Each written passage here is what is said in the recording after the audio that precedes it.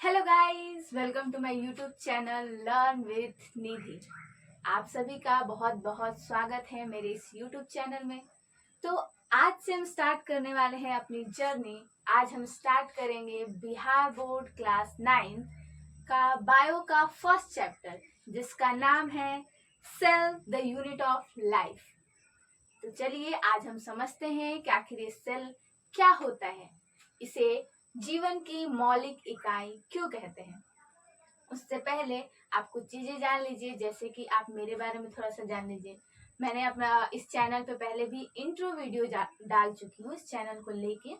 तो मैंने उसमें जैसा कि बताया है कि मैं भी एक स्टूडेंट रह चुकी हूँ, तो मुझे पता है कि आपकी पढ़ाई के दौरान आपको किन किन चीज़ों में दिक्कतें आती हैं और किन चीज़ों को सिंपल लैंग्वेज में आपको समझने की ज़रूरत होती है। तो आज मैं यही कोशिश करूंगी। आज मेरा तो फर्स्ट लेक्चर है, तो मेरी यही कोशिश रहेगी कि मैं इस लेक्चर को, इसमें जो भी पढ़ाऊं, उसको आपको इजी वे में समझा सकूं। अगर आपको मेरा ये वीडियो पसंद आए तभी आप लाइक कीजिए एंड सब्सक्राइब करना ना भूलें। तो शुरू करते हैं। आज का हमारा पहला चैप्टर है कोशिका।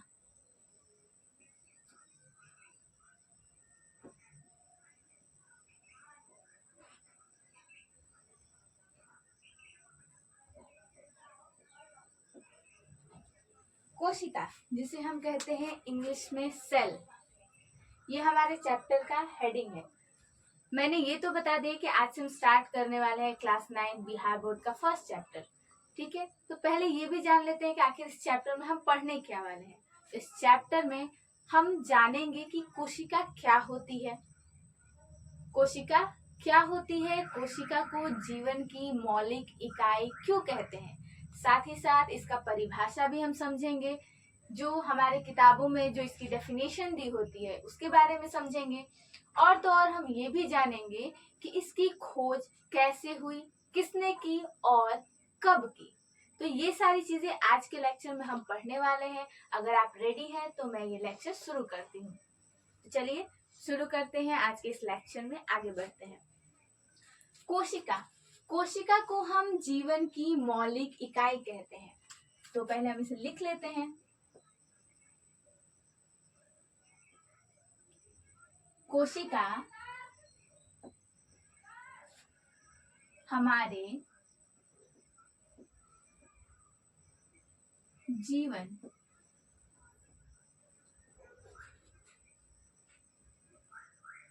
की मौलिक इकाई है।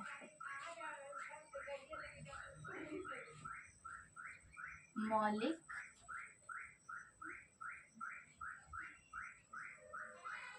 इकाई है। अगर हम इसे इंग्लिश में लिखना चाहें तो हम लिख सकते हैं, मार्कर,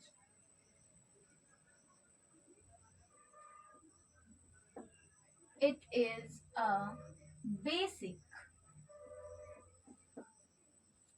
unit of, मेरा मार्कर क्या हो रहा है, life. It is a basic unit of life. कहने का अर्थ क्या है, आखिर इसे जीवन की मौलिक इकाई कहते क्यों हैं। मौलिक और इकाई, ये वर्ड समझने लायक है। ये समझाने से पहले एक छोटा सा सवाल है आप सभी से। अगर मैं ये कहूं कि, ठीक है, समझते हैं इस चीज को पहले।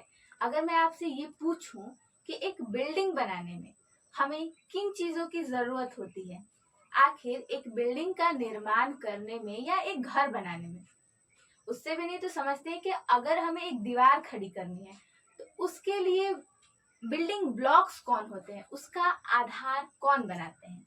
तो मैं आशा करती हूँ कि आपका जवाब यही होगा कि दीदी, हम जब एक दीवार बनाते हैं तो उस टाइम पे सबसे बेसिक नीड होती है ईंटों की, ब्रिक्स की।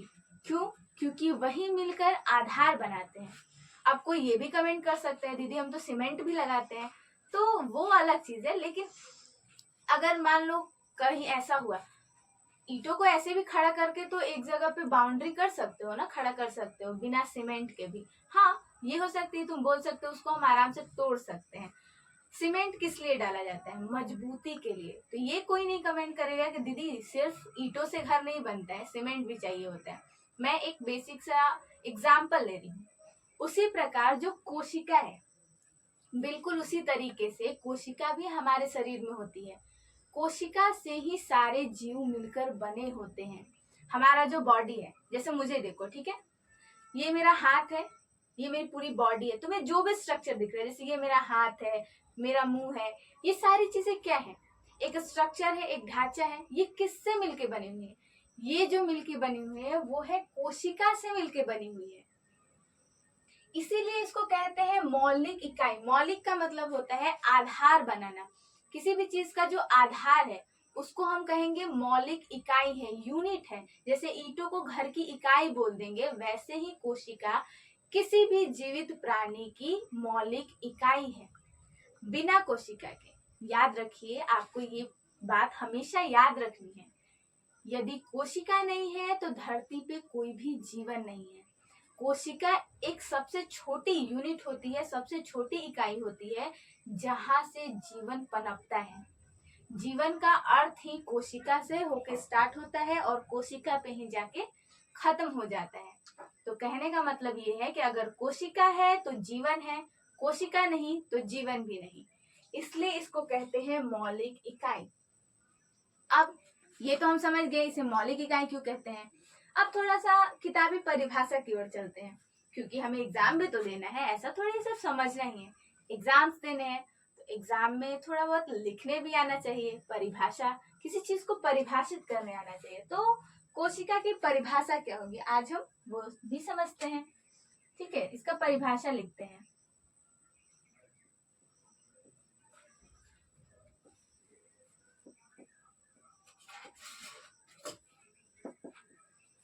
अब इसकी परिभाषा क्या है? तो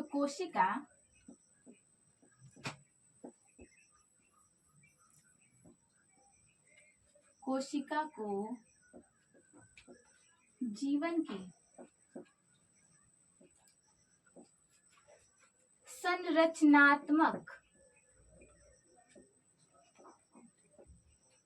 संरचनात्मक एवं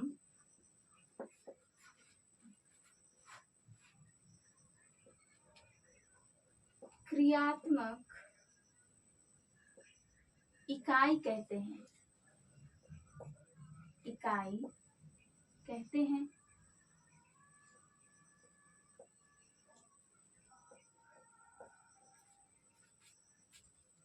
परिभाषा इसकी क्या हो जाएगी? कोशिका को जीवन की संरचनात्मक एवं क्रियात्मक इकाई कहते हैं। क्या आप सभी को बोर्ड पे ये सारी चीजें क्लियर दिख रही हैं?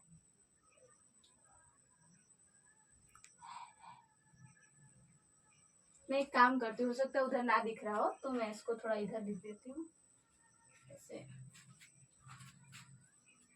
Wait a second.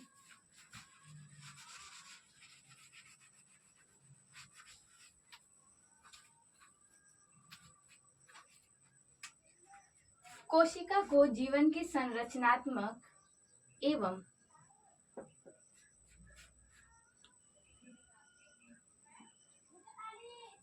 क्रियात्मक इकाई कहते हैं।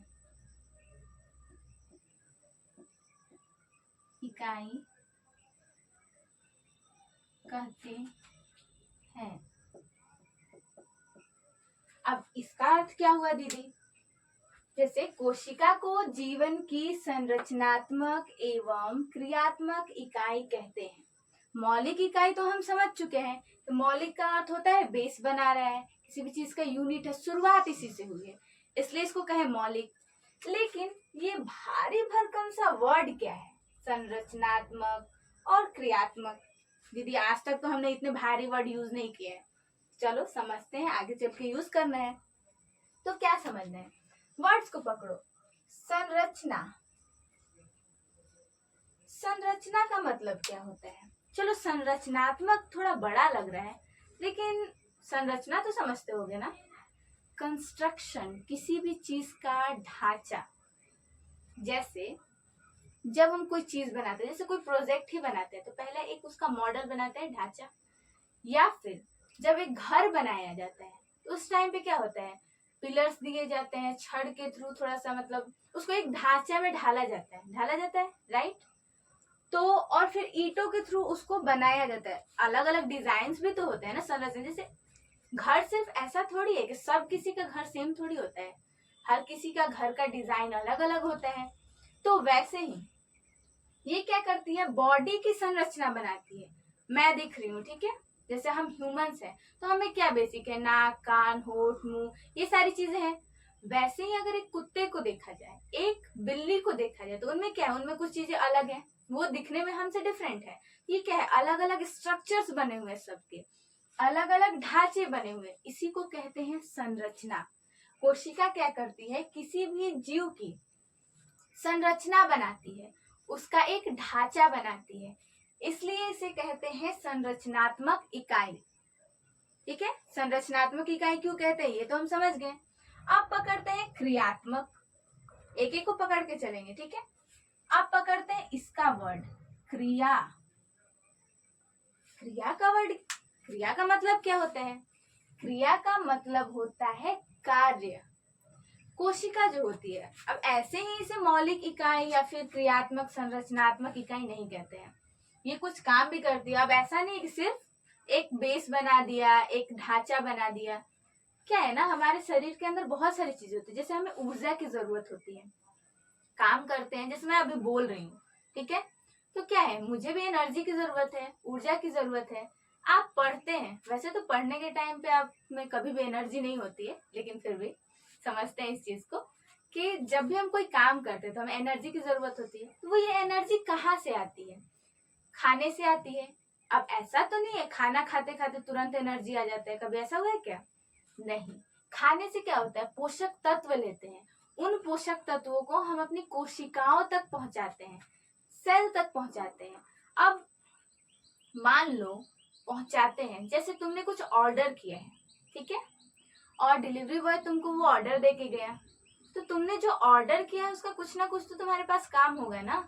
वैसे ही ये कोशिकाएं भी है, जैसे इन्होंने पोषक तत्वों को ऑर्डर किया है, हमारे ब्लड्स ने इनके पास पहुंचाया, तो इनका कुछ ना कुछ तो काम होगा। बिना मतलब ऐसा थोड़ी होता है तुमने मोबाइल लिया, ऐसे स्क्रॉल किया, कोई चीज ऐसे देखने में लगा मेरा यूज का नहीं है, फिर भी अरे अरे चलो चलो ये बिक रहा है तो मैंने खरीद लिया, ऐसा तो कुछ नहीं होता है। कोशिकाएं भी इसी प्रकार की होती है, जैसे कोशिकाओं ने क्या किया, इनके पास पोषक तत्व है तो आए हैं, तो इनके पास कुछ ना कुछ उनका काम होगा। तो ये क्या करती हैं, उन पोषक तत्वों का यूज करके एनर्जी बनाती है, ऊर्जा बनाती है, और भी बहुत सारे रासायनिक क्रियाएं करती हैं। सेल के अंदर ही जितनी भी हमारी बॉडी के अंदर क्रियाएं होती है, तो बॉडी में भी कहाँ होती है, जो कोशिका होता है सबसे मौलिक इकाई जो होती है उसमें होता है सारी क्रियाएं, इसलिए इसको क्रियात्मक इकाई भी कहते हैं। तो क्या आप सबको क्लियर है कि इसे संरचनात्मक एवं क्रियात्मक इकाई क्यों कहते हैं? अगर क्लियर है तो हम आगे बढ़ते हैं, मैं आशा करती हूँ कि क्लियर होगा ही। आगे हम क्या पढ़ेंगे, तो अब तो पढ़ लिए कोशिका क्या होती है, इतना तो हम लोग जान चुके हैं, इसकी परिभाषा भी जान चुके हैं। अब कोशिका के आधार पे जीवों को भी बांटा गया है। जैसे जीव सिर्फ ऐसे नहीं होते कि अलग अलग प्रकार के, जैसे हम देखते हैं एक मनुष्य है, कुत्ता है, बिल्ली है, तो ये तो है ही अलग अलग। और क्लासिफिकेशन जो होता है, वर्गीकरण जो होता है, अलग अलग आधारों पे होता है, ठीक है। तो वैसे ही कोशिका के आधार पे भी जीवों को वर्गीकृत किया गया है। अब वो जान लेते हैं क्या होता है, तो लिखिए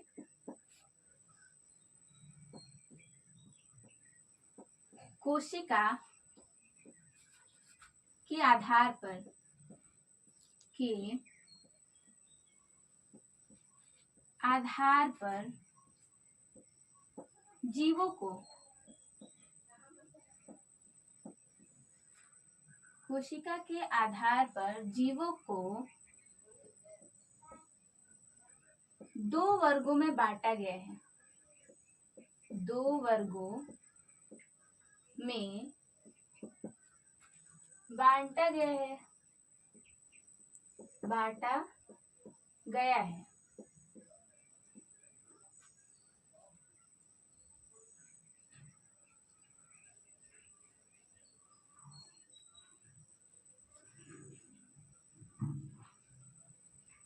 बांटा गया है। अब 2 वर्गों में तो बांटा गया है, ठीक है, हम लोग ये जान चुके हैं। कौन कौन से?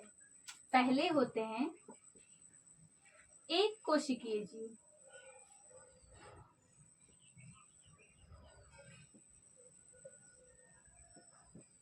एक कोशिकीय जीव।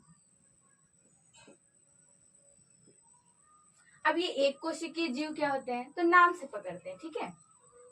जैसे देखो, कोशिका के आधार पे जीवों को 2 वर्गों में बांटा गया है। तो पहला कौन से? एक कोशिकीय जीव। एक का अर्थ क्या होता है? सिंगल, ठीक है, एक अकेला है,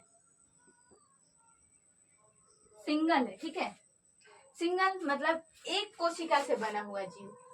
जिन जीवों में सिर्फ एक कोशिका होगी उसको बोलेंगे एक कोशिकीय जीव। एक कोशिका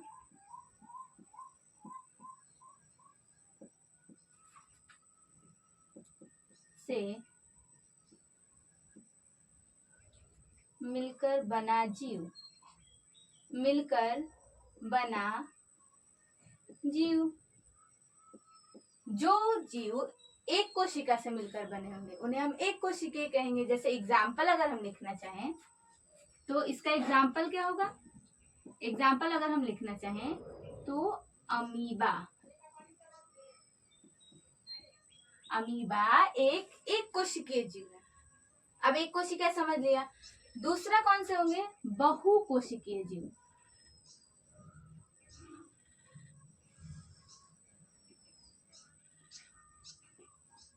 बहु कोशिकीय जीव। अब समझते हैं, जैसे एक कोशिका को हमने समझा तो वर्ड पकड़ो बहु, ठीक है, बहु कोशिकीय।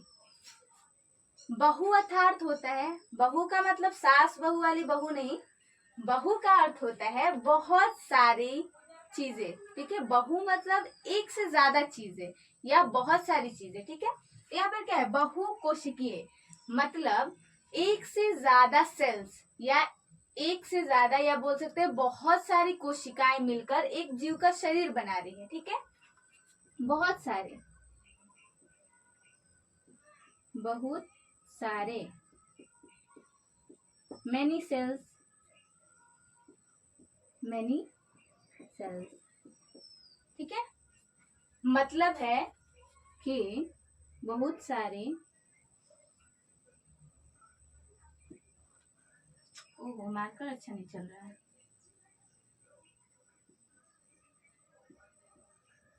बहुत सारे कोशिकाएं,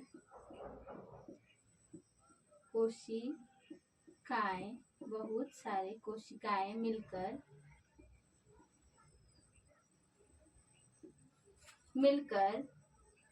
एक जीव का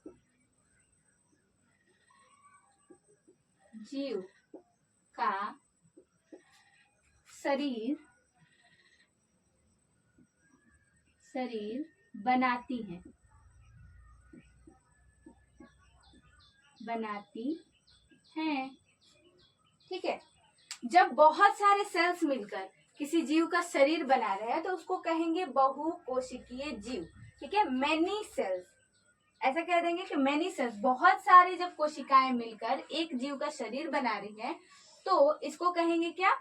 बहु कोशिकीय जीव। अब इसका एग्जाम्पल क्या हो जाएगा? जैसे हमारे आसपास जो पेड़ पौधे हैं, ठीक है, इसका एग्जाम्पल हो जाएगा पेड़ पौधे। पेड़ पौधे जो होते हैं हमारे आसपास उनको बोलते हैं हम बहु कोशिकीय जीव। चलिए, तो आपसे मेरा एक सवाल है। तो जैसे पेड़ पौधे हो गए बहु कोशिकीय, तो आपसे मेरा सवाल ये है कि हम क्या है? मनुष्य क्या है? बहु कोशिकीय जीव है या एक कोशिकीय जीव? आप क्या कहना चाहेंगे? आखिर से क्या होना चाहिए? मनुष्य एक बहु कोशिकीय जीव है, ये कभी भी एक कोशिकीय जीव नहीं हो सकता। अब बहु कोशिकीय में होता क्या है? जैसे एक कोशिका है तो एक ही लोग है, ठीक है, समझो मान लो घर में एक ही इंसान है और बहुकोशिकीय का मतलब बहुत सारे मेंबर्स है एक घर में। तो जब बहुत सारे मेंबर्स होते हैं तो क्या होता है, घर में कोई काम आता है, जैसे कोई फंक्शन है तो सबका अलग अलग काम हो जाता है, सब कोई मिलके काम कर रहा है। अब कोई एक इंसान ही है घर में तो सारे काम तो उसी को अकेले करने पड़ेंगे। तो वैसे एक कोशिकीय जीव जो होता है एक सेल से बना हुआ है, एक कोशिका से बना हुआ है, उसमें जितने भी काम होते हैं, उसके शरीर के अंदर जितनी भी क्रियाएं होती है सब एक सेल के अंदर होती है। अब बहुकोशिकीय में क्या होता है, हम हैं बहुकोशिकीय तो हमारे अंदर क्या है, बहुत सारे ऑर्गन्स बने हुए ना, अंग तंत्र बने हुए, तो ये किससे बने हुए, सेल से मिलके बने हुए, कोशिका से मिलके बने हुए हैं। तो हम में क्या होता है ना, हम में हर काम का अलग अलग डिवीजन होता है। जैसे जैसे हम श्वसन लेते हैं, सांस लेते हैं, ठीक है, तो इसमें फेफड़ों का काम आता है। फिल्ट्रेशन होता है, ठीक है, ब्लड को छानना होता है तो किडनी काम करती है। ब्लड को पंप करना है तो हमारा हृदय काम करता है। तो इससे फायदा क्या होता है बहुकोशिकीय होने से, कि एक सेल पे ज्यादा भार नहीं होता है, अलग अलग सेल, अलग अलग अंग अपना अलग अलग काम करते हैं। तो इसमें एक और एग्जांपल हो जाएगा मनुष्य का। मनुष्य भी क्या है, तो एक बहुकोशिकीय जीव है। तो क्या आपको याद रहेगा कि बहुकोशिकीय जीव कौन कौन से हैं, पेड़ पौधे और मनुष्य। वही एक कोशिकीय जीव जो है वो है अमीबा। अब तक हम लोग पढ़ चुके हैं कि कोशिका क्या होती है, कोशिका को जीवन की मौलिक इकाई क्यों कहते हैं, और तो और कोशिका की परिभाषा, साथ ही कोशिका के आधार पर जीवों को दो वर्गों में बांटा गया है। कौन कौन से, एक कोशिकीय जीव जिनका शरीर एक कोशिका से मिलकर बना हुआ है, दूसरा बहुकोशिकीय जीव जिनका शरीर बहुत सारी कोशिकाओं से मिलकर बना हुआ है, जैसे पेड़ पौधे और मनुष्य। ठीक है, तो अब हम जानेंगे, अब तक तो हम समझ चुके हैं कि ये क्या होते हैं। दूसरा टॉपिक क्या हो जाएगा हमारा इसमें, किसकी खोज कैसे हुई, कब हुई और किसने की। तो जब हम इसकी खोज की बात करते हैं, ठीक है, इसके इन्वेंशन की बात करते हैं कि कैसे मिला और इसका नाम कैसे, इसका नामकरण कैसे हुआ। कोई भी चीज जब किसी भी चीज की खोज होती है तो क्या होता है, उसका नाम भी तो रखा जाता है। तो कैसे रखा गया, तो एक वैज्ञानिक थे जिनका नाम था रॉबर्ट हुक। उन्होंने क्या किया था, एक कॉर्क के छोटे से टुकड़े को, उसका एक कॉर्क के छोटे से टुकड़े का जांच किया। जब उन्होंने उसको देखा तो क्या पाया कि उसमें छोटे छोटे से, जैसे हम समझते हैं बोर्ड पे, ठीक है, रॉबर्ट हुक ने कॉर्क के छोटे से टुकड़े को देखा और उसमें क्या हुआ ना, छोटे छोटे से ऐसे खंदे उनको दिखे, मधुमक्खी के छत्ते की तरह। ठीक है, ऐसे एकदम।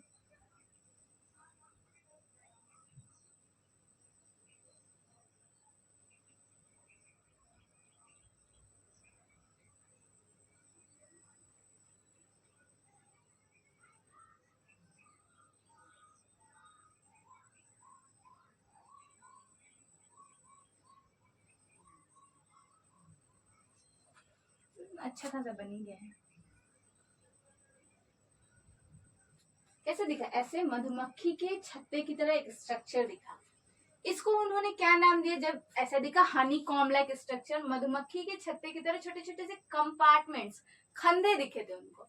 तो उन्होंने क्या कहा कि ये जो खंदे हैं उनको उन्होंने नाम दे दिया सेल,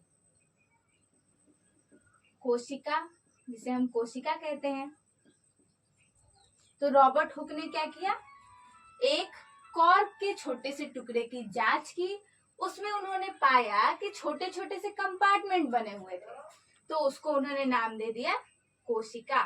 तो हम यहाँ लिख लेते हैं कि कोशिका की खोज किसने की। ठीक है, हम यहाँ लिखेंगे, अब कब की ये भी लिखेंगे हम। ठीक है, तो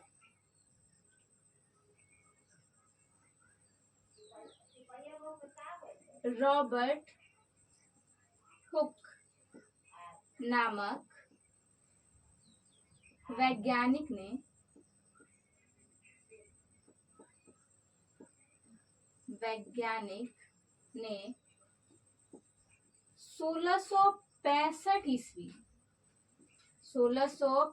ईस्वी में कोशिका की खोज की। कोशिका की खोज की ठीक है, डेट याद रखना है सभी को, 1665 ईस्वी। किसने की थी? रॉबर्ट हुक ने। उन्होंने क्या देखा था? ये भी साथ में साथ, कॉर्क के छोटे से टुकड़े में मधुमक्खी की छत्ते की तरह उन्हें कुछ स्ट्रक्चर्स दिखाई दिए थे, जिसको उन्होंने क्या नाम दिया? कोशिका, या इंग्लिश में बोल सकते हैं सेल। ठीक है, कब किया?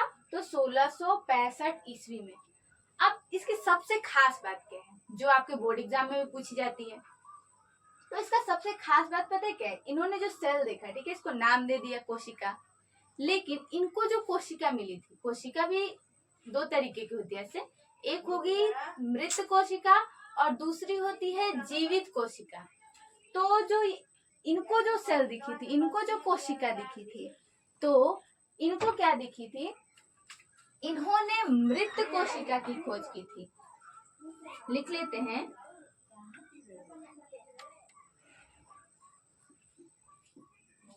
रॉबर्ट हुक ने मृत कोशिका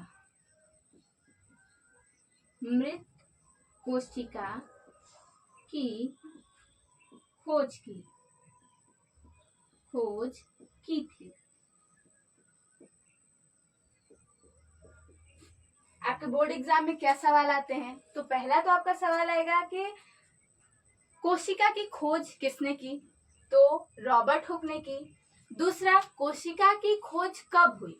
तो 1665 ईस्वी में हुई। लेकिन ये जो कोशिका मिली थी, जिस रॉबर्ट हुक ने जो देखा, जो स्ट्रक्चर देखा, जिसको उन्होंने कोशिका नाम दिया, वो मृत थी, डेड सेल थी। तो आपको ये भी याद रखना है कि रॉबर्ट हुक ने जिस कोशिका की खोज की वो मृत थी। ठीक है, मृत कोशिका थी, डेड सेल थी।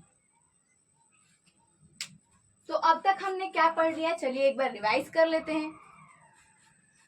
तो हमने पढ़ा कि कोशिका, सेल, ये क्या होती है? कोशिका हमारे जीवन की मौलिक इकाई होती है। It is a basic unit of life. मौलिक इकाई क्यों कहते हैं? क्योंकि ये हमारे शरीर का आधार बनाती है। सबसे छोटा चीज जो हमारे शरीर में पाया जाने वाला वो क्या है? एक सेल, कोशिका। दूसरी, अगर आपके एग्जाम में इसकी परिभाषा पूछी जाती है, डेफिनेशन पूछी जाती है, तो आप ये लिख सकते हैं, कोशिका को जीवन की संरचनात्मक एवं क्रियात्मक इकाई कहते हैं। संरचनात्मक क्यों कहते हैं? क्योंकि ये किसी भी जीव का ढांचा बनाती है, शरीर बनाती है, इसलिए इसे संरचनात्मक कहते हैं। दूसरा, क्रियात्मक। क्रियात्मक क्यों कहते हैं? तो हमारे बॉडी के अंदर जितनी भी रासायनिक क्रियाएं होती है वो कहाँ होती है? तो हमारी कोशिका के अंदर होती है, इसीलिए इसे क्रियात्मक इकाई भी कहते हैं। कोशिका के आधार पर जीवों को दो वर्गों में बांटा गया है। पहला, एक कोशिकीय जीव। एक कोशिकीय जीव का अर्थ है एक कोशिका से मिलकर बना जीव, जैसे अमीबा। दूसरा, बहुकोशिकीय जीव, मतलब बहुत सारी कोशिका से मिलकर बना जीव। यदि एक जीव का शरीर बहुत सारी कोशिकाओं से मिलकर बना हुआ है तो वो कहलाएगा बहुकोशिकीय जीव। एग्जाम्पल हो जाएंगे पेड़ पौधे और मनुष्य। अब हमने ये भी जान लिया साथ में साथ कि आखिर एक कोशिकीय का घाटा और बहुकोशिकीय होने का फायदा क्या हुआ। क्योंकि जीव है तो इसके फायदे और नुकसान तो जानने होंगे। तो बहुकोशिकीय में क्या होता है? तो काम का डिवीजन अच्छे से हो पाता है, अलग अलग काम के लिए अलग अलग अंग, अलग अलग सेल्स काम करते हैं।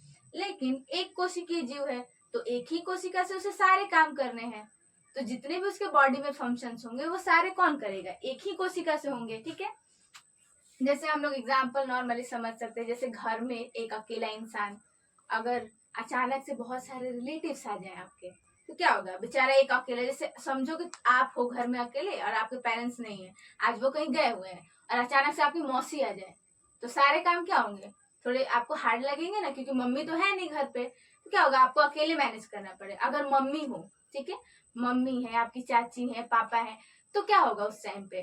तो जब रिलेटिव्स आएंगे, आपकी मौसियां या और भी लोग आ गए, तो उस टाइम पे आपको थोड़ा उतना भारी फील नहीं होगा, क्योंकि लोग हैं संभालने के लिए। वैसे ही बहुकोशिकीय जीवों में भी क्या होता है, एक कोशिका पे कोई ज्यादा लोड नहीं होता है, क्योंकि और भी कोशिकाएं हैं कामों को करने के लिए। उसके बाद हमने क्या जाना कि कोशिका की खोज किसने, कब और कैसे की? तो कोशिका की खोज रॉबर्ट हुक नामक वैज्ञानिक ने की। कब की? 1665 ईस्वी में। अब कैसे की थी, तो उन्होंने कॉर्क का एक छोटा सा टुकड़ा लिया, उसकी जांच की, तो उन्होंने क्या देखा कि उसमें छोटे छोटे से कंपार्टमेंट, खांचे बने हुए थे। उसको उन्होंने क्या नाम दे दिया, सेल। ठीक है, लेकिन एक और इंटरेस्टिंग बात नोट करके हम लोग लिखेंगे कि रॉबर्ट हुक ने जो कोशिका खोजी वो मृत थी। तो क्या आप लोगों को ये टॉपिक क्लियर हो चुका है पूरा? मैं आशा करती हूँ कि आज का टॉपिक आपको अच्छा लगा होगा। सो फ्रेंड्स, आज का क्लास एंड होता है, मिलते हैं अपने नेक्स्ट क्लास में। हाँ, जाने से पहले अगर आपको ये क्लास अच्छा लगा तो लाइक करिए, सब्सक्राइब करना ना भूलें और जुड़े रहिए हमारे चैनल लर्न विद निधि के साथ। Thanks for watching.